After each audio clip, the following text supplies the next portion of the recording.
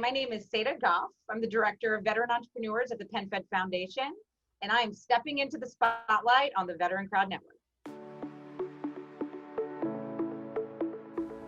You're listening to Spotlight, the podcast that fosters connections with veterans and military spouses. Here's your host, Bob Louthan. Welcome, everybody, to the Spotlight on the VeteranCrowd Network. This is your host, Bob Louthan. I'm very pleased today to have as my guest Seda Goff. We've been friends for quite a while. She's the Director of Veteran Entrepreneurship at PenFed Credit Union. I've got to meet Seda years ago when she was working with Capital Post and was also a city leader for Bunker Labs there in Northern Virginia. Seda, welcome to the Spotlight. Thanks for being my guest today. Thanks, Bob. This is going to be fun. This will be fun. So, Seda, you're not a veteran, but you are very involved in veteran things. Tell me a little bit how you sort of cut your teeth 17 years ago now and got into veteran entrepreneurship. Sure. So I've about 17 years ago got into understanding software development when I joined the VA team that helped launch My Healthy Vet. This was the first online patient record system in the country at the time. So this was a really unique opportunity to not only learn all like the fun buzzwords around software development, which trust me, I had no idea what any of them were. I remember my first meeting, they kept throwing around all these words and I just wrote them down. I'm like, gonna Google this one later, gonna Google this one later. But I had a great team there that helped me along. And my whole career, I've really focused on solving problems and building things. And that's where the entrepreneurship, regardless of whether I was at the Redskins or now the Washington football team, or at the VA, or at the National Restaurant Association, Edison Electric Institute, or being part of a tech startup of my own called ID Access. So entrepreneurship has been a thread in my career, and veterans and being part of the military community has been a thread in my whole life. My father actually went to the Merchant Marine Academy in Istanbul and served in the Turkish Navy. And when my parents immigrated here, and I was born here in the US after they immigrated, he actually followed a professor from the Merchant Marine Academy to Louisiana State University in Baton Rouge, which is where I was born, who is now an engineering professor at West Point. So, after my father got his master's, they stayed, and he's worked for the Navy for over 35 years now, and working in foreign military sales. So the military has been a part of my life. My whole life. So you grew up in Louisiana? No, we moved up here to the DC area soon after. I was born actually to Newport News first, and then Newport News, Virginia, and then up to the DC area. So I would say DC has been my home and where I grew up. Now you've went out west to go to college also. Did. Yeah. I actually started college at St. Mary's College of Maryland here here in Southern Maryland. Sailing, was on the sailing team there and was on the lacrosse team, and played lacrosse in Australia for a little bit for a season, and then decided, hey, I'm going to try the mountains for a little while. So transferred to Colorado, Boulder, and that's where I graduated from, before coming back and getting my MBA from American University. See, now I've learned something I didn't know. I didn't know you were a lacrosse star. Now, I understand men's lacrosse pretty well. What position was your specialty on the women's lacrosse program? I like to call it the cherry picker. I just shoot goals.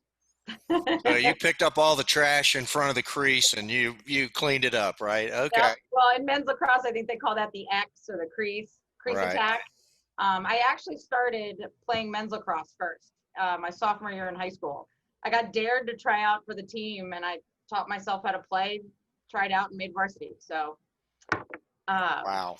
And then realized, I was like, I don't think they're going to let me play men's lacrosse in college. So I'm going to go ahead, and I actually started the women's team at my high school. And that was my first company I ever started. I had to get a bank account. It was our club team. I had to get a bank account, raise money, buy all the equipment, schedule all the games, get us a coach. So that was, I like to call my first company. So all three of my sons played lacrosse, and I have to tell you, with the exception of football, it's probably my favorite sport. And we could probably talk a lot about that. But let's talk a little bit about some of the other things before we dive into what you're doing at the PenFed Foundation. You're actually an adjunct professor right now at American University. Is that right? Yeah, yeah, teaching intro to entrepreneurship. Um, Okay. so the last semester that I taught it was actually not this fall semester, but the last spring semester. So our class really had to do that shift of, originally doing the class in person. And the class was really focused on learning how to problem solve like an entrepreneur, learning the tools to do that with. Whether, for all the way from lean startup to design thinking, how to prepare a pitch deck, how to prepare financials, basic financials, all those things. And each of the students had to pitch an idea to their class, recruit co-founders and employees, and then pitch their company over and over and over again with all these tools throughout the semester. So we had to shift from all this stuff we were doing in person to online when the pandemic hit, and that was an uphill battle. It was having being in a time where everybody has all this uncertainty. Most of the kids were at home, or some of them found themselves kind of in between. Do I stay here in DC? Lost my dorm, have to figure out how to either get home. So it added a certain level of complexity to the problem solving that they were learning. I count as a blessing that our three children are all grown and out of the nest now in an environment like this. Managing that is a real challenge. So there's a theme that runs through your experience. So I'm going to ask some questions. Um, when we met, you were at Capital Post, an organization in Alexandria, Virginia, and it became the site of an incubator, if you will, for Bunker Labs in the early days of Bunker Labs. What is it about veterans that make them great material to become entrepreneurs, Seda? Yeah, that's a great question. So I will tell you a little bit what the research says, and then a little bit what anecdotally I've seen, because it's not just lip service that we're putting toward this. There's actually concrete things. You look at the problem solving, and you've heard me use that word a number of times. That is the core of entrepreneurship. Entrepreneurship is not, I have an idea for an app. Entrepreneurship is not actually ideas, it's problem solving. So, and so it's this idea of like having somebody who can problem solve, having somebody who has the grit and the work through to get something done. And then also somebody who, when they get punched in the face, whether it's by a pandemic or, a key person quitting or something that hits the company, being able to assess what to do, or even having all these different wargaming plans ready to go. And that is the key to this, is that it's never the idea that wins. It's the person who gets that idea from problem solving to fruition. And, there's different research that talks about, even for female veteran entrepreneurs, they're more likely to go into STEM-based careers and fields than their non-veteran counterparts, and, for female veterans or for female entrepreneurs. So, you have a leg up in your training. You have a leg up in your understanding of what the world needs and wants. So there's a lot of different components to it. Anecdotally, what I also find is that there's this ingrained sense of purpose, and that sense of purpose is not just like, I want to do good. It's like, I want to help my customer. I want to help my community. So veterans are also 30% more likely to hire other veterans or military spouses than their non-veteran counterparts. They are also more likely to give back to their communities, whether it be their geographic communities or their veteran and military communities.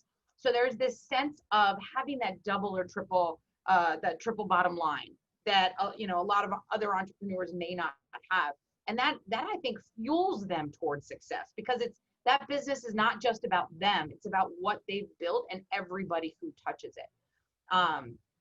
And sometimes that also backfires. So particularly at Capital Post, we met a lot of kind of people with ideas, and they come and say, hey, I want to start this nonprofit. And I would say like 7 out of 10 times, we would say, that can be a for-profit company with a social impact, because everybody thinks they have to be a nonprofit. It's like, no, you can have a for-profit company that makes money to do all those things that you want to do, and that impact that you want to give back. So I think that sense of purpose is critical for the success of the entrepreneur. So the entrepreneurship road is a very tough road, and a lot of companies don't make it. And I'm going to drill down on this a little bit. Do you think veteran-led entrepreneurial businesses outperform non-veteran-led entrepreneurial businesses? So anecdotally, I would say there's a few challenges for the outperformance side of things. I think that all the components are there for the success of a business, period. And like all those things that we talked about, grit, perseverance, sense of purpose, skill set, training, all of that right there. We even talk about, there was a bunch of different media outlets that talked about what this pandemic and this hit on our economy being like we've gone to war. And who better to help bring us out of this economic slump than people who literally trained for war, right?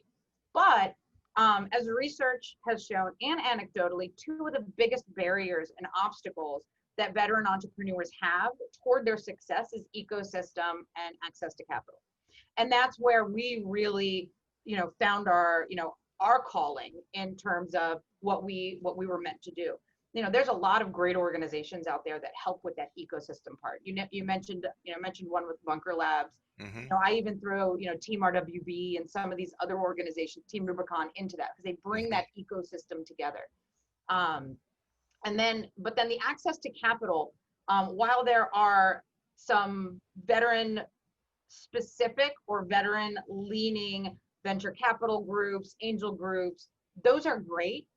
But there wasn't anybody yet that was focusing on helping access to capital. And that's where PenFed Foundation really stepped in with the Veteran Entrepreneur Investment Program. And what we're here to do is work with all these other great organizations and say, all right, now let's all team up so that we can kind of solve the full spectrum of challenges that are holding us back, holding our veteran entrepreneur community back. So, but before we dive into what you're doing at the PenFed Foundation, our mutual friend France Hong has a formula that I really like to quote.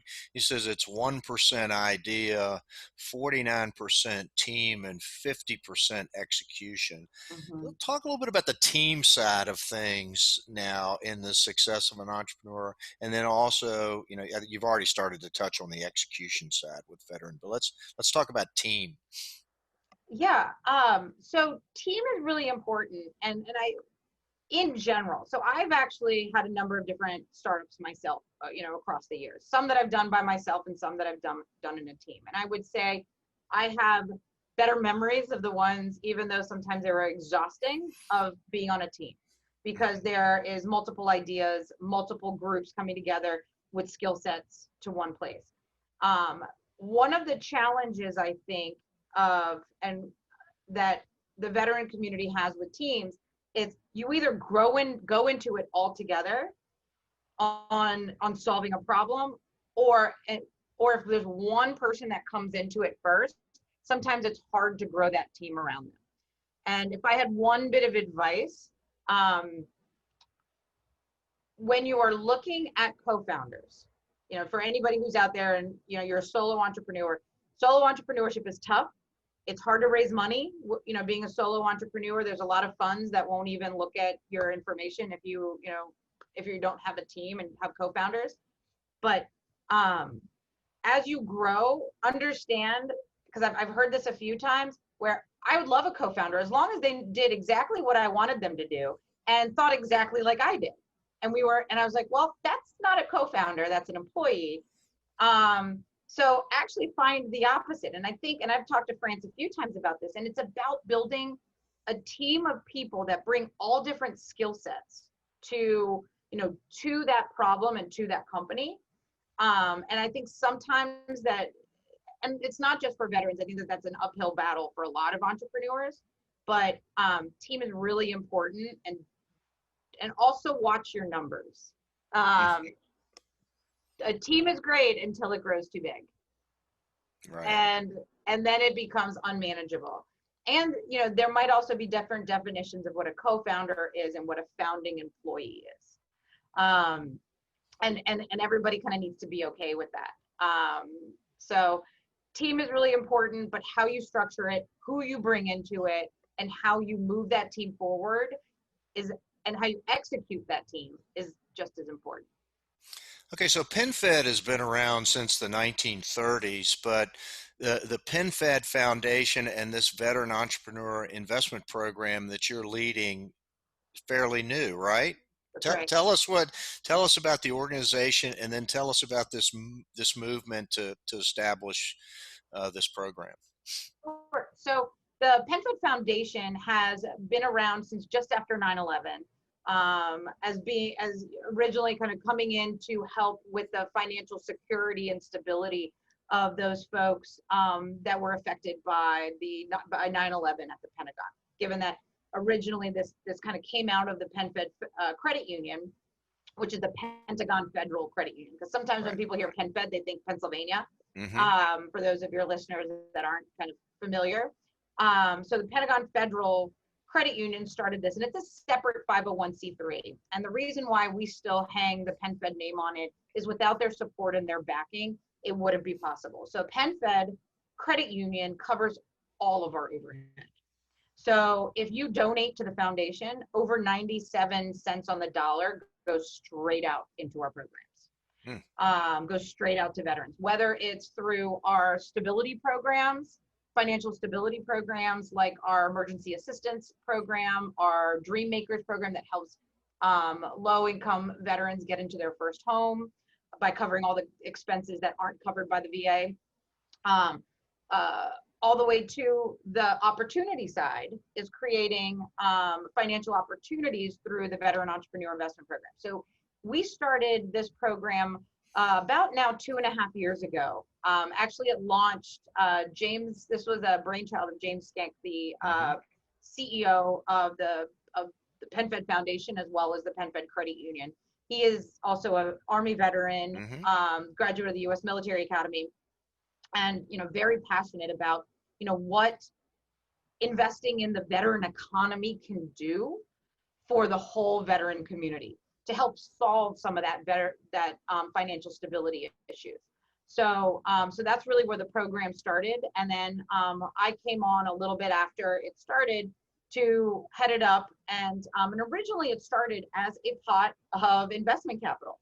And as we started building this program out over the first couple months of it, we've added 3 main kind of lines of operation: educate, prepare, and invest.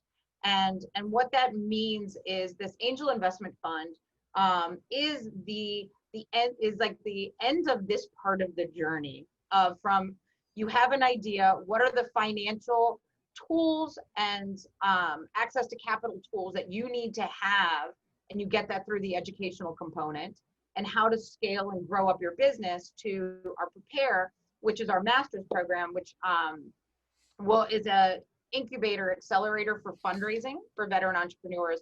And then that comes, and hopefully that will give us an opportunity to then invest in these companies. And we deploy about $1 million a year in investment capital to seed and pre-seed stage companies that have some type of military community impact, whether that is through their business itself or through some of their business practices. So you've got the master's program coming up. You've got your fall cohort. I'm going to give a shout out to two companies. One is Tumble, which is coming, and that's Scott Patterson. He's out on the West Coast, and I've been close with Scott for a while now. And then also John Alexander and Tim Paul of the Critical app are coming. So this is all starts next week. You're actually having a gathering, in the midst of COVID. Tell us what's going on. Sure. So, like I mentioned, the master's program is this incubator accelerator. We have 10 companies per cohort. It launches at Patriot Point on the eastern shore of Maryland. It's a beautiful facility. And we are starting with a retreat. One of the things that we see in terms of the content of what we need to talk about is this whole program kicks off with due diligence boot camp. It's, we're going to dig into traction, unit metrics, market analysis, and then we're going to do we're going to dig into accounting, financials, legal, start talking about pitch prep, start talking about investor meeting prep, all of this toward filling out this due diligence room, which is great in terms of digging into the company. But as we know, for pre-seed and seed stage companies, as investors, you bet on the jockey, not the horse. Mm-hmm. And a lot of these incubators and accelerators focus so wholly on the horse that they forget about the jockey. And that's really what this retreat is. It's a way to allow us to focus on leadership training, where we're bringing in our, recently retired 4-star General Mick Nicholson, who's going to be leading a lot of our discussions. We have a number of other special guests that will join us throughout the weekend, including Susan Eisenhower will be our last speaker, the daughter of President Eisenhower, who recently wrote a book, and about Ike's leadership, and how what he did relates back to what a business entrepreneur could learn from that. So we're going to have some great speakers and work on these entrepreneurs. And you talk about, we want to make sure that everybody is safe. We picked a location that we can be outdoors for 90% of the weekend. And everybody has their own place to sleep, and Patriot Point's amazing. I really encourage you to go check out their website and their facilities.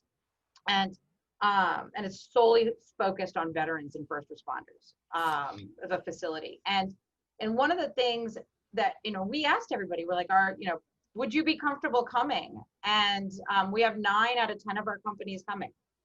So everybody's raring to go. That's exciting. So is this the first time you've done a retreat like this? It is. Okay. So talk a little bit about, I don't know, maybe there's a company already in your portfolio that you'd like to give a shout out to or talk to, that has come through and maybe you've invested in at this point.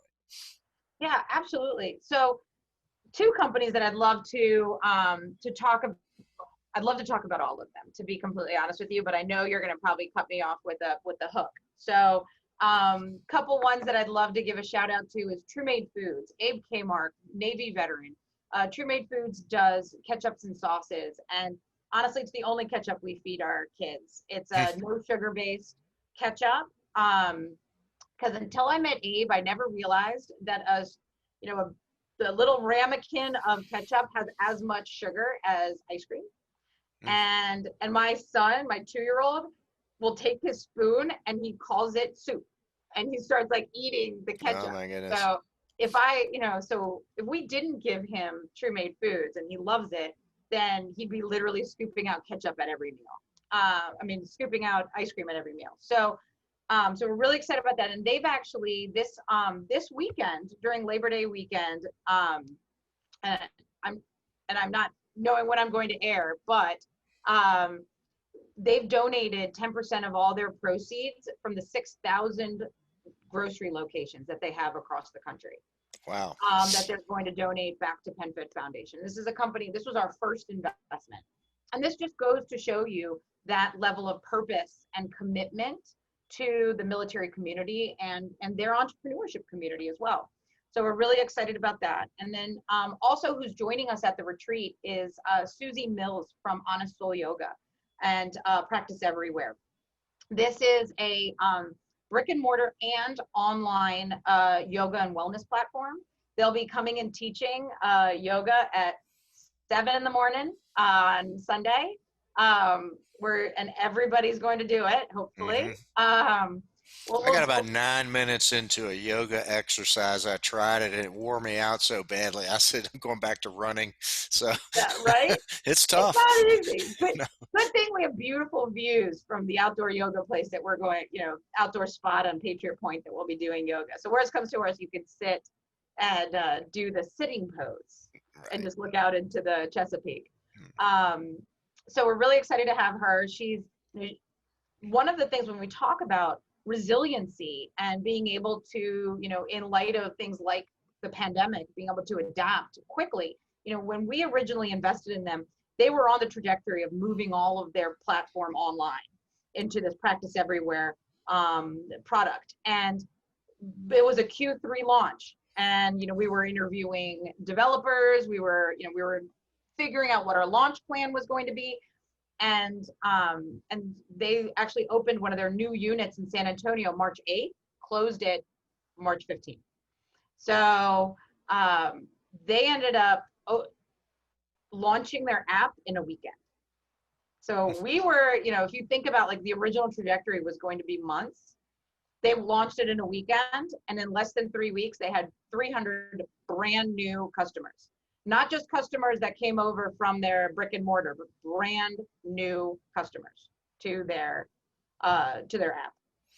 So, it's that resiliency, and it's, we were war gaming what the plan was going to be with them this last week of February, when we were saying, okay, there's this pandemic thing coming down the pike. We don't know what that's going to do to, regulations, state, local, because they have units in Northern Virginia and San Antonio area.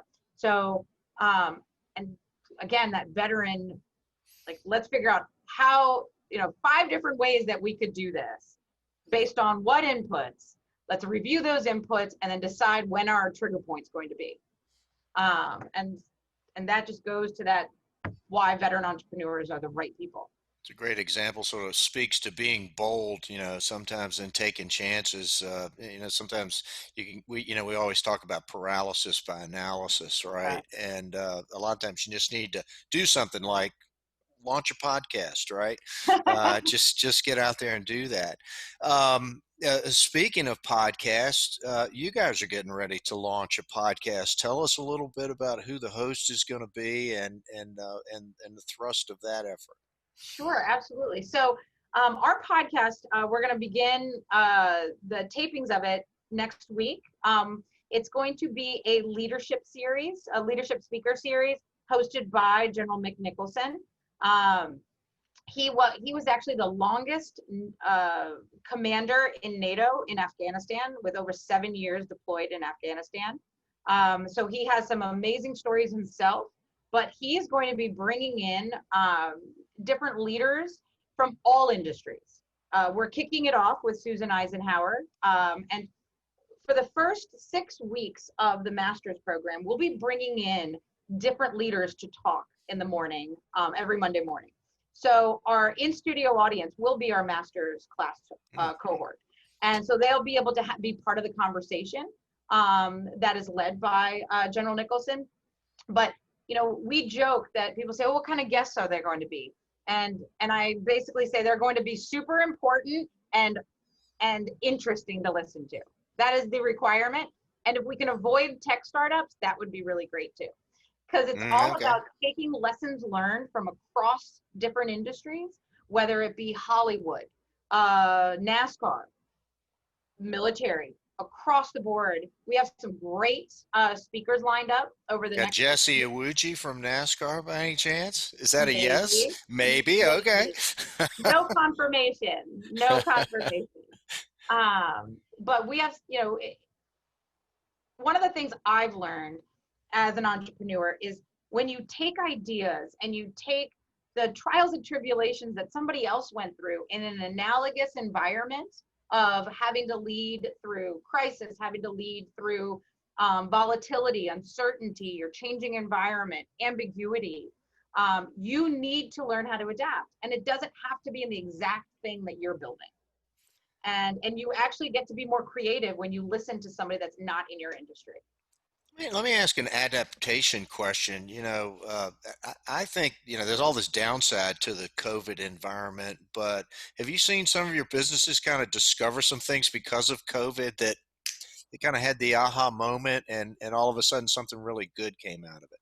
Absolutely. I mean, COVID has been an equalizer in terms of, companies that may have been kind of like the beginnings of a roller coaster where they're just going tick, tick, tick, tick, tick, tick, tick.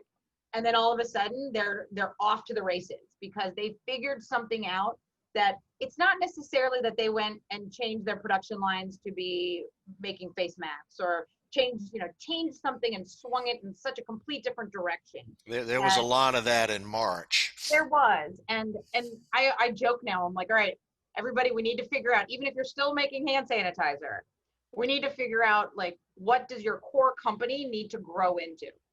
Because, my husband and I joke that if we hear the new normal one more time, but it is true. Like, you have to just take the information that you have right now and serve problems. If you focus on who you're serving, and there's a quote, and I should look this up, because I tend to quote it a lot, where the best entrepreneurs have a love affair with their customers. Mm-hmm. And if you understand your customers so well that you know what's hurting them, what's paining them now, you will adjust with what resources and tools you have to adapt to it. One of in the very beginning months in March and April, and I will even say into May, I had a lot of conversations with a lot of entrepreneurs, and some that were frustrated, some that were crying, some that were resolved, some that were pissed, like across the board. And one thing that kind of story or exercise that we always came to in these conversations is, think of you and your company like, and I have two kids that are toddlers, so I use a lot of toys as examples. That imagine a Lego tower that's made up of a bunch of different Legos, and each one of those Legos is either an asset or a capability of you and your company. And if you take that Lego tower apart, so now they're all just like on the ground, and you say, what can you build with some or all of those Lego pieces? And test it. Because one of the best things that you can do is test your products. And in the COVID environment, if you are solving a pain point, people don't care if it looks perfect. People right now just need their pain points solved. So this is the environment to just go out and put a website up. See if you get any traction. You see if you get any takers. Go and do an email campaign with your customers saying, we're thinking about offering this. If you'd like to pre-order, let us know. I mean, this is the time to test your ideas. Don't go around and, all of a sudden start buying new production lines and manufacturing equipment. See what you have at your disposal now. And I guarantee you it's probably more than you think it is. That's a great place for us to wind up. We've gone through our 30 minutes, and as you said, I'm gonna give you the hook though. But Seda, thank you so much for appearing on our podcast. Thank you for having me.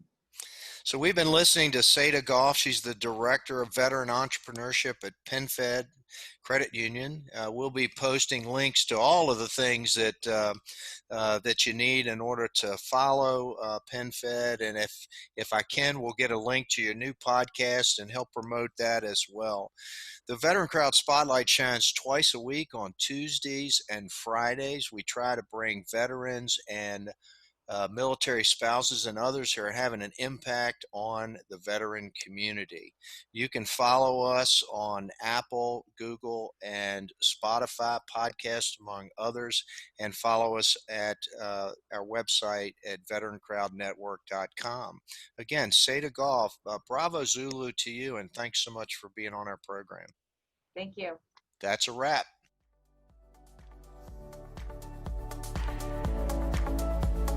Thank you for listening to Spotlight by Veteran Crowd. We hope you enjoyed today's episode. For more information and uploads, please visit our website at VeteranCrowdNetwork.com. We'll see you next time.